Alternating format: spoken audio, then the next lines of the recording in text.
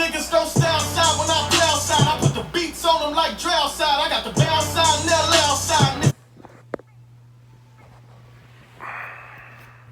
Good morning, world. Welcome back to the vlog, week 63. It's 7:45 right now. I got up before I couldn't sleep, so I got up at 4 a.m. and finished editing last week's vlog because I do that on Friday. So I knocked that out in like an hour and a half, and then I went back to sleep. Now I'm just waking bike up, so I feel okay because I got some stuff done already. I upgraded my bed to a full size like a couple months ago, and I had used a twin for basically my entire life, and this shit was honestly life-changing. It's become like an extra desk for me. I slept with this stuff on here: my headphones, Gatorade, glasses, book. I don't roll over on. I don't know why I'm talking about this right now, but this keto diet's hard, man. It's way harder than the vegan diet. My cravings are out of control. I want ice creams. I want cookies right now. Actually, I don't think it has anything to do with the keto diet. That happens to me like every day, normally. Sometimes I'll get my Starbucks coffee and I'll get one of their cookies with it, which they're big too. They're like 400 calorie cookies, and sometimes I start my day off with that, and I'm like, I can't be doing that, Nick. You gotta grow up. But yeah, I don't set an alarm on days that I wake up. That might have been the dumbest shit I've ever said on my channel. On days that I wake up, because there's so many days that I don't wake up. I wish. I don't set an alarm, but I'm normally up by between 6:30 and 7:30. Just naturally. So, good morning, and welcome to the vlog. Outside, go and get your money, bitch. None of my niggas know some funny shit. I can tell real.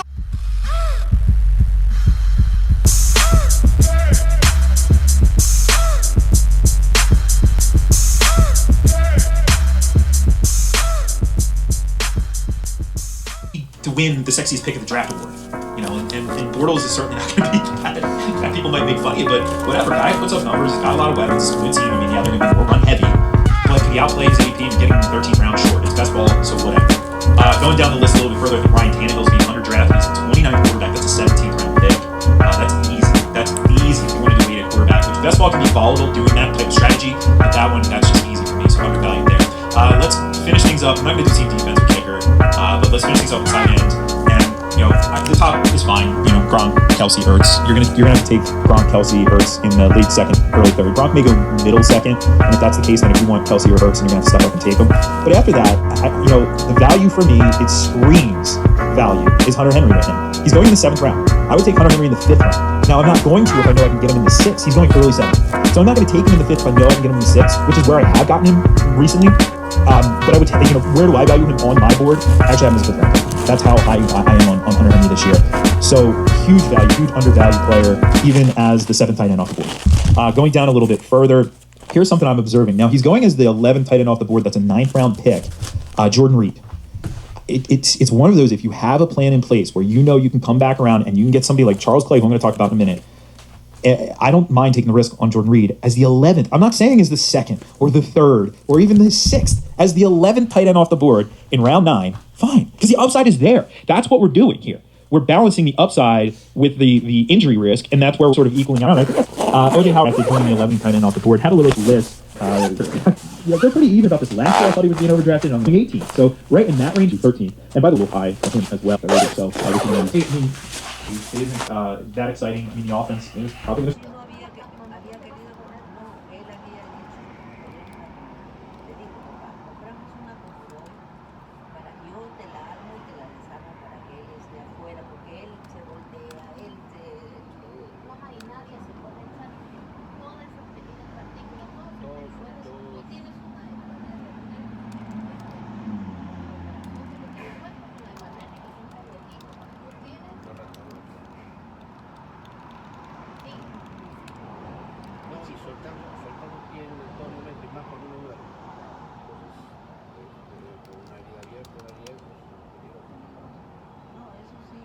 No, pero vas a estar allá una semana, ¿por lo menos? 10 días, ¿no te acuerdas? 10 días. Y allá donde está tu identidad y todo. Claro, no hay que estarse. Yo sé que cada uno tiene las cosas que tiene que hacer al momento que ya terminen ustedes de dormir, irán un rato. Mientras tanto, yo estoy ahí en el hospital. No hay ninguna cosa.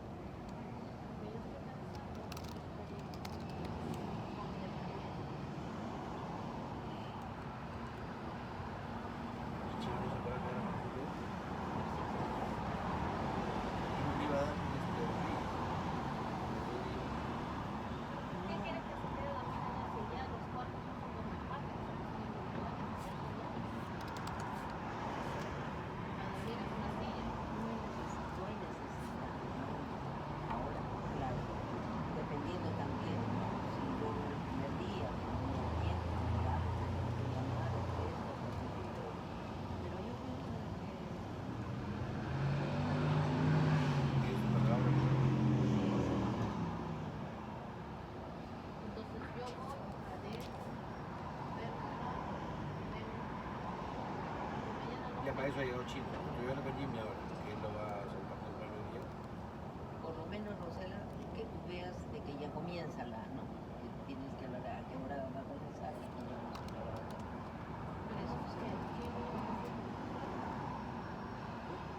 chino llega y tengo que hablar contigo. El chino llega como a las 5 y media, 6. Yo hablé con Jimmy y me dijo, yo lo voy a hacer que termine a las 5 de la mañana para que él pueda, si su día termina, deje el carro, lo que vaya en traje y se vaya a las 6. Entonces no tiene tiempo de llegar al día. O si tú prefieres de la otra manera, que sea él quien venga a descargar la mercadería.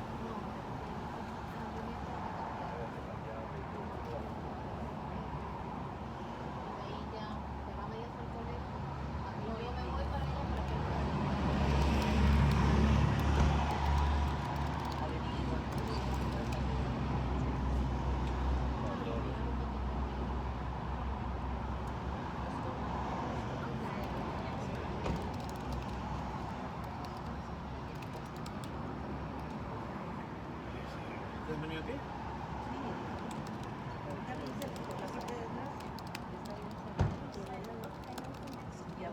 Llamó su mamá de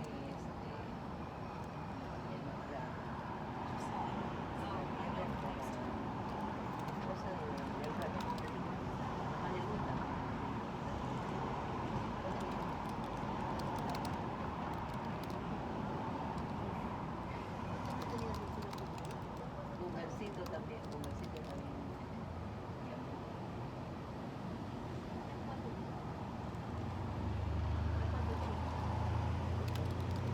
Marlene, ¿cómo se llama? Sí, lo he visto bien. Ayer nos fuimos a caminar. Fuimos a igual un internet, un parque, el que sea. Y ya, fuimos temprano. Ahí es la foto que se sacó de la cerita. Por acá. Palisade Mall. Llegamos ahí a una parte que hay un río, lago, no sé qué sea, del río Cacho. Y había del borde del río que para caminar así, larguísimo.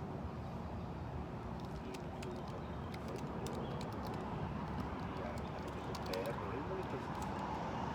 Había pasado también. Quedamos ahí.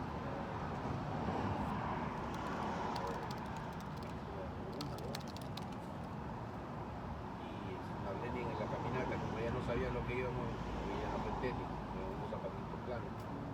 Se le malograron con las piedritas, todo se le malograron. Ahí se le malograron por un zapato barato que tenía. Y dijo, bueno, ya que estamos en Palisade, te voy a parar ahí a comprar unos zapatos. No, ya de regreso. De regreso, 10 guajes. Y de regreso. Desde los...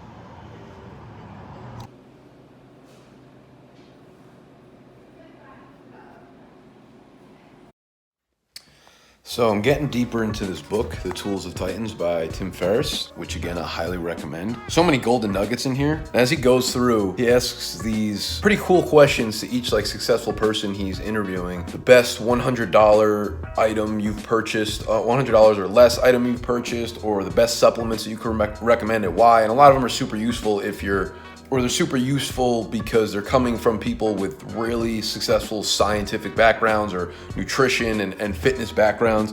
And I'm literally like reading all these and I'm on Amazon adding stuff to my cart because it's all these different vitamins and supplements and nutrients that like these people swear by and say that you should take. So I'm about to drop like $50 on Amazon on random, like, let me see some of the stuff I have in my cart. I can't see it while I'm filming me, but like a magnesium supplement, go-to cola leaf liquid extract, which is supposed to be really good for connective tissue and for your skin. There's just a bunch of other stuff. So I highly recommend checking this book out. I will link it in the description. It's really thick, but it's a really easy read because it's broken up into like paragraphs and sections and stuff like that. So check this one out and you'll probably get a lot of insight into it. And I guess while we're talking here, I wanted to kind of clarify some of the things I was talking about in my last vlog. I put like a very clickbaity title and I hate doing that. And that's probably why my view counts on my vlogs aren't too high, but I talked about going full-time on YouTube, and I think people probably got that misconstrued with what I meant. Going full-time on YouTube, I meant full-time through content marketing, basically.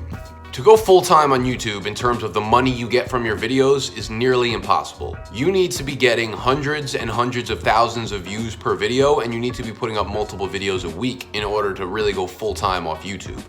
That's just the way AdSense works. You don't get a lot of money per view or per click. What I meant by full-time on YouTube is the fact that you can't make enough money strictly from YouTube videos. Whenever you're doing something that's really out of the box and really, you know, there's no path for it, right?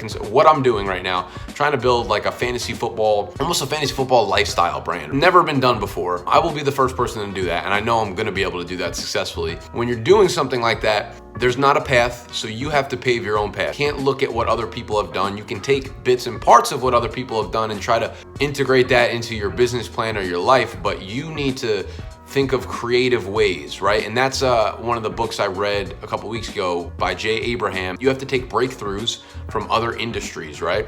Successful things that people or companies or brands have done in completely different industries, and see if you can integrate that into your industry, because most likely if it hasn't been done yet, there's a way to integrate it into what you're doing, right? And these meetups, like, they're done from YouTube people all the time. And they're done from celebrities and brands, whatever, but you would never think that it would be done in a fantasy football industry, right? These are the things you have to think and say to yourself, like, what else can I offer besides the typical products and services that are already out there in the industry? It's about doing things that you would not think of, right? You have to be able to look at things from a bird's eye view. And when you come up with these ideas that are, you know, crazy or weird or outside of the lines, right?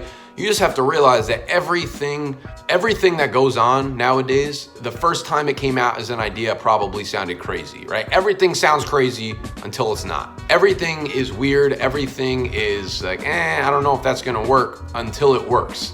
And then you change the view of how people think, and you change the scope of how things can be run. So if I successfully pull this off, this draft day weekend, and it's amazing, so many people are gonna wanna do it with me next year. And I bet a lot of the big YouTube channels that are in fantasy football will start looking to do something like this. Or if I pull it off to the point where it gets a ton of attention and a ton of awareness, and possibly even like a virality standpoint, there will be big brands or companies that might reach out to me and be like, wow, this is really cool stuff. We never thought of doing this on the fantasy football industry. And there are these guys that are like the fantasy footballers, right? I talked about this in my last video. I was like, oh, I want to go on a country ride tour. Like, why the fuck not? I didn't mean like I'm going to sell out shows in theaters and stadiums, but if I have enough audience in cities like New York, like Philly, like Austin, like LA or San Diego, wherever, right? I would be perfectly happy meeting up with the people there. Like I don't know, what would be the entire cost of plane ride? Like, I don't have to take a plane to New York. I don't have to take a plane to Philly. If I stay on the East Coast, I could drive down there. What's a plane ride to California? What's a plane ride to Texas? Overall, it's really not that expensive. And like, considering the way I view myself, I kind of view myself as like a mix of fantasy footballers meets like Barstool. I cater to the younger generation. And like my personality, I would be like, listen, motherfuckers, like I'm coming out to LA. Who here in my audience is LA? If I can get 30 people to come meet me at a fucking Starbucks or something, I will come out there and visit with you guys. And plus, yo, I need to sleep on one of your couches. Is that cool? Like, boom, I bet I can get that. And before you know it, like, those meetups can turn into 30, 50, 100 people, depending on the size of your audience. And listen, you just pulled off a countrywide tour. It doesn't need to be super fucking organized to the point where you have to sell tickets and there's like security and shit like that. But listen, you got to think of these things on like a smaller scope, and then back up and look at what it could mean in the long term. You're building this brand and this relationship, and this is what I mean by being creative, right? Like, most people would never think of these things, but I do, because these are the goals that I'm striving for, right? And you need to know what you want, what your goal is, and then reverse engineer it. Once you know what you want, then look at where you are and say, how do I get there, right? How can I be here in 3 years from where I'm at here? And then write down the steps. It might seem crazy at first, but once you start putting things on paper, once you start talking into a damn microphone, then you're like, oh, you know what? That's a good idea. That's a good idea. That's a good idea. Things start going in motion. And the most important thing about anything, content creators, anything you're trying to accomplish, is action, man. One slow step gets you further than 50 hours of thinking and contemplating and preparing. Action always moves you closer to where you're going. Thinking and preparing doesn't get you anywhere. While it's important, the only thing that really matters is taking action. Going full-time on YouTube is not going full-time in the sense of like, I'm only gonna be making money from YouTube videos, but if I can make this into a brand where I can think of enough creative processes and creative monetization ways, satisfy my audience, then yes, I'll be able to go full-time. But it's not just strictly from YouTube. That's my marketing plan, basically, right? I'm building the audience, and that's organic marketing, and then I could use paid marketing and paid traffic and stuff like that. But I meant full-time on YouTube in terms of that's where I'll be doing my marketing for my content. That makes kind of sense. Dance with my dogs in the nighttime. Trap nigga with the chickens like Popeye. Money changing colors like tie-dye. I'm just trying to get it, I ain't trying to die. She got a big ol' on your booty, make the world cry. I'm not a big believer in it. So, that's a fantasy football podcast. It's 5:30 on, wow, it's already 5:30 on a Saturday night. But speaking to my point, I guess, if you're not passionate about what you're pursuing, you ain't gonna get there. You can't fake that shit. Like, I genuinely enjoy listening to marketing and fantasy football podcasts on my Saturday. It's 5:30 on a Saturday, and that I enjoy doing that. Just cutting up some vegetables. Got a little bit of a grocery haul. So, as you know, if you're watching my vlogs, I'm in the middle of a keto diet. I'm doing it for a week. I started on Tuesday when I got back home. It's Saturday right now, so Tuesday, Wednesday, I guess 4 days now.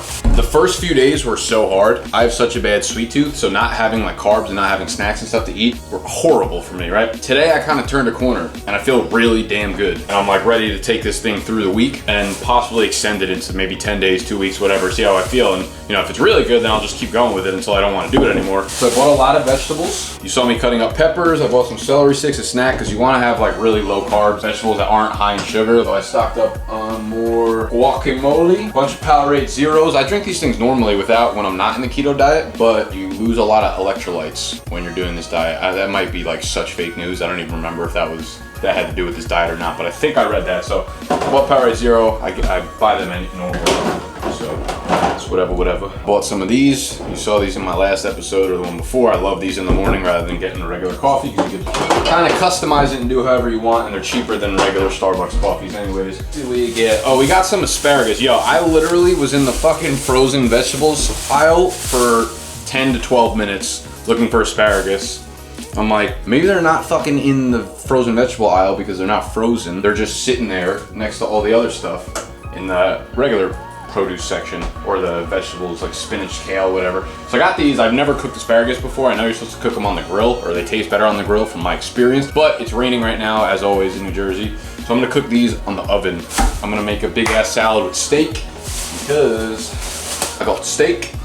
Eye round steak, butcher shop beef round. 4 ounces, about 190 calories, 10 grams of fat, 23 grams of protein, cool. And then you can also have some berries on this diet because there are a lot of fiber in berries, especially blackberries, and they were on sale. So I grabbed berries, and that's pretty much the only fruit you can eat while you're in keto. And you have to keep that to a minimum, I believe. So I'm doing well. From what I thought I was gonna be, the first few days were so hard. But today I've just been barely eating anything today, actually. I might be in ketosis right now. What else we got going on? Yeah, so I'm gonna cook some asparagus, make some steak, make a salad, and I'll show you the final product.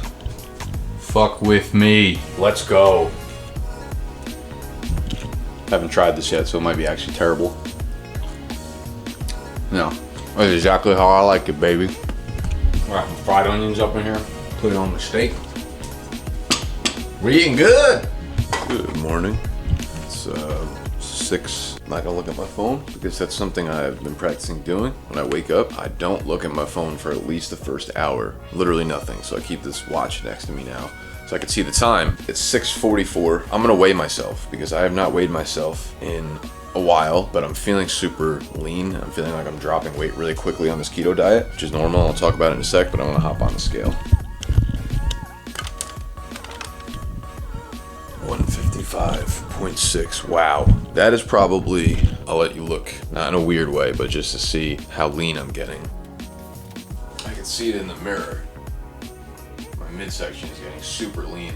And it's not Okay, so 155.6. I could honestly say I think that's the lowest I've been. I don't think I've been this light since high school. So for reference, for all you guys that watch my vlog, that's how much I weigh right now, 155.6. It's Sunday morning, so that's kind of weird. I don't know how I feel about that. That tends to happen on the ketogenic diet because anyone who starts the keto diet or anyone who starts a really low carb diet is going to drop massive weight in the beginning over the first few days, as long as it's done correctly, because carbs hold up to like at least four times the water weight of other nutrients. So when you eat a lot of carbs, your body stores a lot of water weight. Right, so that's the first thing to go. Once you get rid of the carbs, your water weight starts dropping dramatically. So it's not so much that you lose fat. Like I didn't lose, normally I'm about 165 to 160. I think I lost when I was out in California, and a week or two before that, I probably dropped like 5 pounds. And then since I started this diet, I probably dropped another 5 pounds. But that second part was probably water weight, not. So as you can see, like I feel really flat. Even though I'm the leanest I feel like I've been, or at least the lightest weight, I should say, my muscles feel super fat. And you'll tend to feel that way when you first start a diet. You'll feel really, really flat, although you're dropping weight. And as soon as you put carbs back into your diet, you'll feel really full again, right? Like that next day, I'm thinking like I want to do this until maybe Tuesday, maybe Wednesday or Thursday, and then have a day where I eat like a really high carb day, and then see how that refeed goes. And then I feel like that workout that day is going to be like really, really, really good, and I'll see a lot of veins, and I'll feel like I'm pumped up and stuff like that. So whenever you start, you're going to drop a ton of water weight in the beginning, but as soon as you eat carbs and stuff, that water weight will go back up. So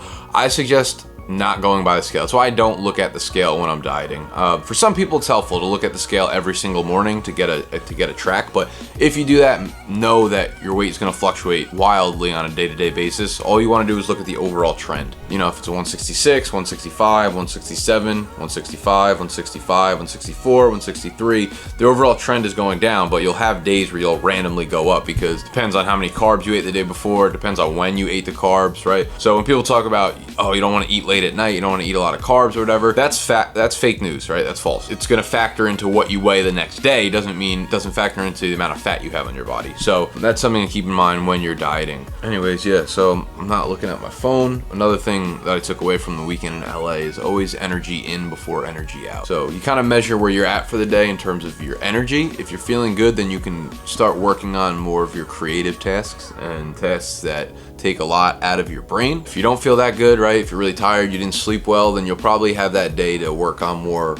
reactive tasks. So things you don't really need to be fully invested in, things you don't need to be creative for, whether that's like finances or filling out like an Excel chart or things like that. But today I feel pretty good. So on days that I do that, the first thing I usually want to do is blog. And normally I have it split up so that a day part. So one day will be just focusing on this, one day will be just focusing on that, one day will be just focusing on that. So marketing client 1 on Monday, blogging only on Tuesday, filming and editing on Wednesday, so that your full focus is on one day and one task, so that you can do it to the best of its ability. And if you have multiple things you're working on one day, right, your brain's gonna be scattered all over the place. So try to do that, but I'm trying to get more into a morning ritual. And I don't mean like a morning to-do list or anything like that, just like an overall process to get energy into me and get more of the creative process flowing. So one of the things I've done has been not looking at my phone at all.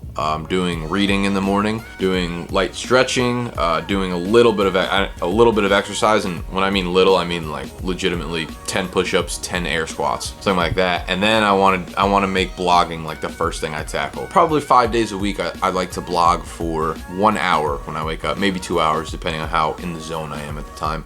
And then try to hit the gym afterwards, and then kind of get my day started on the real tasks that I need to do. And when I say blogging, guys, I say blogging like I don't update my blog regularly, but I mean for my fantasy football videos and any videos that I put out, the way I prep for those videos is to write everything out. But I don't read off the prompt or anything like that. That's just to get all my stats and research and news and analysis and stuff done. And I put that into a blog post just because like I'm taking notes on it, so I might as well put it into a structured way and just put it out on the blog for people to read if they want to. When I'm doing my videos, they're highly like researched, and that's why they come out so well, and that's why I give you guys good numbers and stats and whatnot. So it's good to see you guys. It's already been 2 weeks. It's crazy. Smile big. Yeah, I miss you fuckers, man. I miss that house a lot.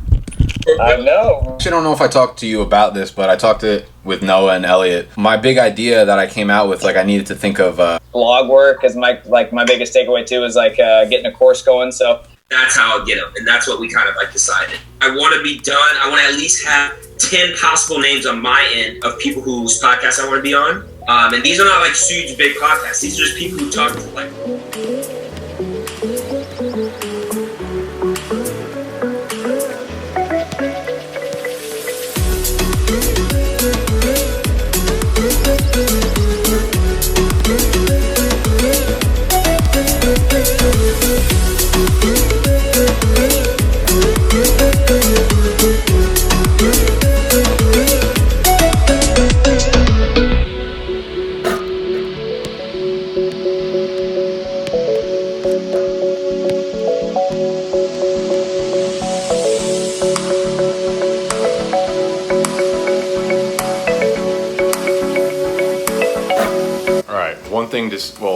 One comment, one confession. So I am in love with the keto diet right now. I'm loving this thing. The first 3 or 4 days were really hard because I have a really bad sugar craving, really bad sweet tooth. But as soon as I got over that, I'm good. Check this out. Just made me a little steak salad. Hit that medium rare. I'm gonna throw some guac on it. Got some asparagus cooking up. Woo. Yo, last night was the time I actually had asparagus and it made my pee smell. Like, asparagus makes your pee smell sometimes. And last night was the first time it happened to me. It smelled so bad. I was like, damn, that came out of me? Damn. But I'm loving the keto diet. My confession was yesterday I cheated on it because it was like five days in, Tuesday, Wednesday, Thursday, Friday, Saturday, yeah, Sunday. I wasn't gonna, but I haven't had any fucking social interaction since I got back from San Diego. I've been working so hard, hanging out with my friend George yesterday. He's like, yo, let's go get drinks somewhere. Obviously, your boy's gonna have to grab a couple margs. It's probably the best way to kill a diet with a marg, right? The only carbs I acknowledge. And then I ended up going to my uncle's house for dinner. He cooked me up steak, but we had a couple beers. Then I went to the movie theater. Might have had some cookie dough bites. So I fucked that up yesterday, but I'm more so going along the lines of that book I'd been reading, the Tools of Titans. The guy who wrote that, Tim Ferriss, also wrote he was the one who wrote the 4-Hour Work Week and the 4-Hour Body. 4-Hour Body, and his diet in the 4-Hour Body is super similar to ketogenic, except that you can have unlimited vegetables, so you don't actually have to count any calories or like count the number of carbs that comes in. So that's what I'm going to be doing, like unlimited amount of vegetables, still no fruits, still no other carb sources. You can eat beans though. I don't really eat beans that often, so I probably won't really involve that into my diet. And he also has like one cheat day a week, so like Saturday or Sunday, that will probably be my Saturday, because I'll go out on Saturdays and drink and stuff. So I'll try to keep it keto, basically keto, so really low carb, unlimited veggies. Other than that, it's kind of the same exact principle. But I'm really liking it so far. I'm liking how I feel. I'm liking how I'm looking too. I'm dropping all the water weight and I'm feeling super lean. Definitely would recommend to anyone. The first few days are really hard, especially if you are someone who suffers from like sugar cravings like me, but it'll get better after a few days. In that last clip, you saw me working at Starbucks. It's like 9:45. I've been working all day, long day, but it's nice outside. I always try to get outside as much as I can. Like I was working on my front lawn all day, so working on a little bit of a tan over here. And then I went to Starbucks because they have an outside seating area. So good day overall, good day. Good start to the week. You know, a funny cliche when you're, I guess, building something, you're an entrepreneur or whatever, you have to learn to say no to things. And when you start off on your journey, you want to say yes to everything, right? Because you don't have the experience to know what to say yes or what to say no to and what's a waste of time and what's not. And I've noticed an extreme, like this being an extreme part of my professional life in both marketing and fantasy football. For marketing, it's the clientele that I would take on. And in the beginning, I would start working with anyone who wanted to work with me, right? My mentor, Dan, made a great point the other day when I was talking to him, or through one of his pieces of content. Someone had asked him, he was doing a Q&A, someone had asked him, how do you know when to stop going after a client? Like, when is too much enough? When do you cut off the lead, basically, right? And he said that if they're your ideal client, almost all of the work you need to put in and all the work that you're gonna do for them is already done, right? They do most of the work for you, because if they're your ideal client, they want exactly what you have to offer them. That really sunk in with me and that really resonated with me. And I'm like, that's so true, because of the clients that I work with now, my ideal ones are the ones, that I probably do the least amount of work for. That doesn't mean it's not the most effective work, but I do the least amount of work for, because the abilities that I have cater so much to them specifically that it makes my job way easier. We're talking about saying no to things. Right, okay, so you have to figure out what your ideal client is, what your ideal partnership is, what your ideal branding situation is.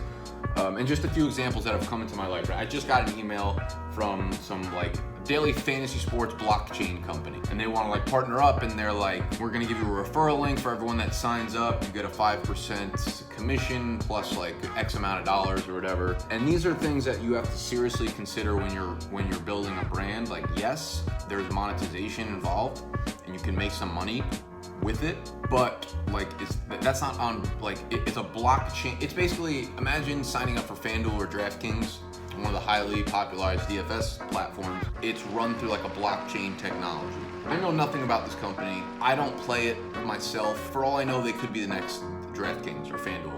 For me right now, it does make sense because I'm going to be plugging them into videos that like I said, I don't know the company. I'm not going to feed this to my audience just to hopefully make a quick buck and whatnot. That's like, I get emails like this all the time. I get people emailing me with like random products or services, and they're like, hey, we want to partner up with you, but like, you have to pick and choose, right? You have to, it comes back to, I guess, knowing the why. Like, why you start something, why you start building something. And I talked about this, in my weekend in LA. It was like going back to the roots. Like, what was the beginning? Why did you even start everything? It's usually to help people, right? You saw a skill or a valuable piece of information or knowledge that you have, right? And you want to share it with people, and you can't forget that when you're going through your journey, right? No matter how big you get, no matter how much money you make, if you start to forget that, then the decisions you make for your future are going to be impacted by that, and you're going to be making decisions in the future that you never would have made in the past, and that's going to start leading you down a different path and a different route. So if you are reached out to by a client, or you're reached out to by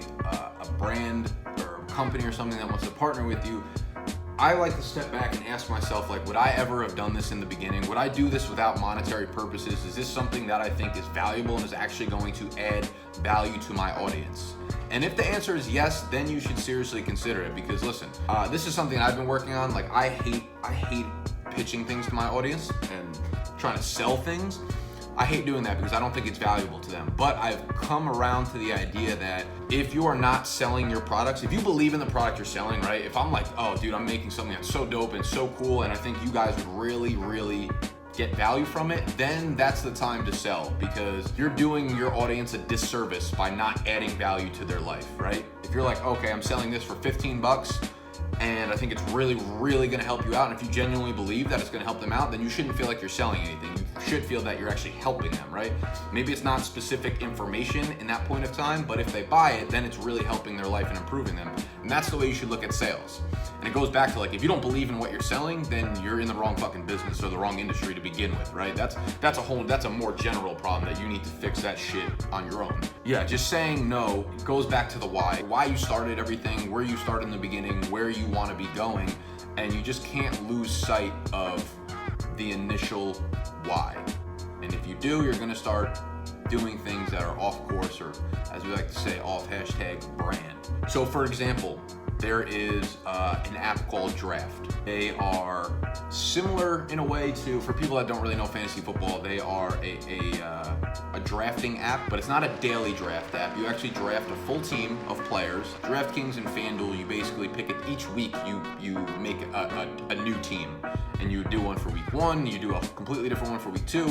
In this app, Draft app, you pick a team, and it's pretty much like a season-long team. Like, if any of you guys are in like office leagues or work leagues or whatever, right? You do your draft with your coworkers, and you have that one team for the whole season. This is similar to that, where you're picking a season-long team, except you don't make any roster changes, or you don't do anything throughout the year, right? You just draft the team in the beginning, and then the way the software is set up, they automatically start players for you. So it's that, and this is something that I really like, right? I was using this app prior to talking with them and being in partnership with them. So I reached out to them because I know that a big piece of their business, just like Dropbox made their business, just like DraftKings and FanDuel do theirs, referral programs are huge, and this is a way that they've grown their business tremendously. So I saw an opportunity, I reached out, I was like, hey guys, I'm a semi-influencer in the fantasy football space where you guys are.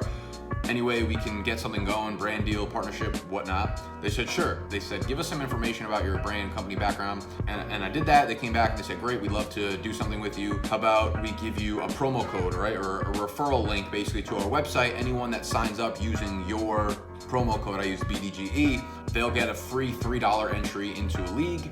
You'll get $30 for everyone that signs up and deposits into the league. So this was a perfect deal for me, right? Because one, this is an app I used, right? This is an app I would promote. I can go back on Twitter and look at tweets that I had actually promoted this app for prior to me even being in business with them, right? So this is genuine. This is right to my audience and things that I think add value to them. Now, I have some monetary purpose behind it, and I also give them more value by, if they sign up using my promo code, they get a free $3 entry or whatever. So now I integrate it into my videos. And the $30 entry, what happened was I had got the promo code a while ago, maybe last summer. A few weeks ago, I randomly got this deposit into my PayPal account for $180. And I was like, where does this come from? It was like a weird name, and I Googled it, and I realized it came back from the Draft app. And I was like, oh shit, I forgot about this. And this is, for those of you guys that are not in the marketing world or not familiar with this is what they call affiliate marketing. You are an affiliate for another brand or another company or another product or whatever, and you integrate that, you plug that into your content, right? So anyone that buys it or signs up for something via your content or via a link that you give them or a promo code, you get some kind of kickback, a commission or a certain percentage or a fixed amount. And that's what affiliate marketing is, if you've ever heard that. And basically, I'm an affiliate marketer for the Draft app. So I tell people, like, I make videos, they're called mock drafts, right? It's like basically practice drafting for your actual fantasy football league. And I'll do it on the Draft app. And I'll be like, guys, thanks for watching the video. If you want to practice any of the Draft apps, you can go onto the Draft app, use promo code BDGE, get free $3 for it. Since those videos do really well, they'll get like 3, 5, 7,000 views on them. There'll be like a decent amount of people that will actually use the promo code and then come on. This is like a big monetary thing for me right now. I'm trying to take advantage of the fact that for every person that signs up, I get $30. And I made a video doing a mock draft on the Draft app like 3 days ago. And since then, I've gotten like 12 or 13 signups, and boom, right there from that video, I just made between $300 and $400 in a single video for using affiliate marketing for this Draft app. And that's a perfect opportunity. But you don't want to oversaturate yourself with that kind of shit, because then the audience hates it. They're like, stop selling me shit, stop selling me other people's products, other affiliate marketing. You have to be very peculiar when you're thinking about your partnerships and branding and things like that. But this is the first time I've really dove into affiliate marketing, and I think it's like a really good spot for me, because as I said, I've made over $500 in total from it, and I've only made a couple videos. Like I talked about earlier, you have to be creative when you're going down a path that most people have not done before. You don't have set stones, right? So you have to be creative in how you monetize things, and you have to be very intentional. So going forward, I'm probably going to make a lot of mock drafts on the Best Ball app, because one, I still think it adds value to the audience. I'm not just spamming them with shit that I'm like only doing it for monetary purposes, but I do get monetary kickback when I do it. So it's part of my business plan, but it's also part of my content and value plan to my audience. So I just figured I'd throw that in there, because I just got this email from the DFS, the Daily Fantasy Sports blockchain company, and I'm just like, enough with this shit, man. I don't care. So, if you want to draft on draft.com or the Draft app, I'll link it in the description. Use promo code BDGE. Your boy will get $30. Venmo you back $10 and go buy yourself a Marg this weekend. Okay.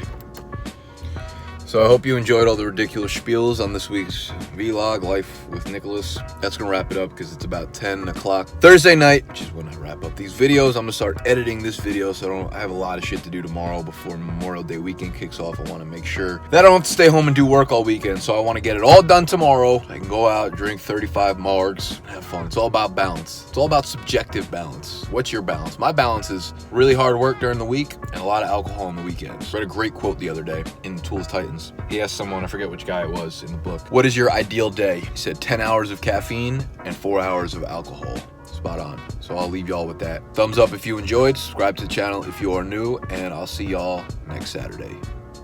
Peace.